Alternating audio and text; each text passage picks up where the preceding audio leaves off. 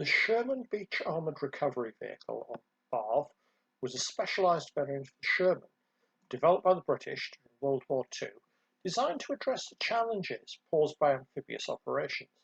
It was intended to recover vehicles and clear landing zones, and it played a vital role on D-Day and also was used again on the Rhine crossings. Now, the BARV was based on the M4A2 Sherman, known to the British as the Sherman 3. The big advantage of this was it was a much more waterproof hull, and the A2 had a diesel engine which was found to cope better with changes in temperature going hot to cold going in and out of the water. Now, the turret and main armament were removed and replaced by a high waterproof superstructure, letting it operate into water up to 8 foot deep.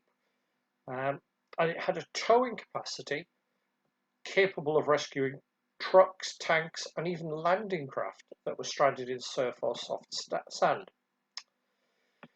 Now, depending on the source, 52 to 66 Sherman BARVs were produced during World War II. Plus, interestingly, the Australians developed one based on the M3 Lee. They were deployed, first of all, on the Normandy landings, where they were proved to be massively successful. Interestingly, they were operated by not tank crews, but the Royal Electrical and Mechanical Engineers, and were actually crewed by, of all things, a diver, because sometimes they had to be cables had to be attached underwater, a commander, 2 mechanics, and a driver. Now, very few of the Sherman BARVs survived the war. There are a few examples still in existence.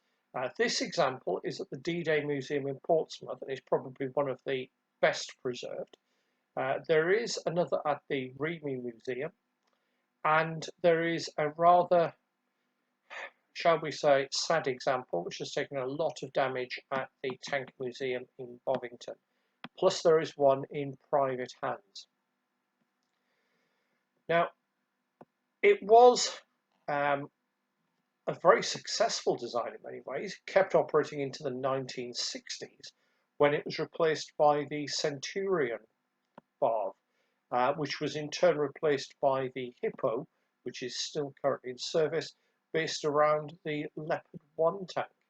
So not a fighting tank, but something that was definitely of great importance to the Allies during the Second World War.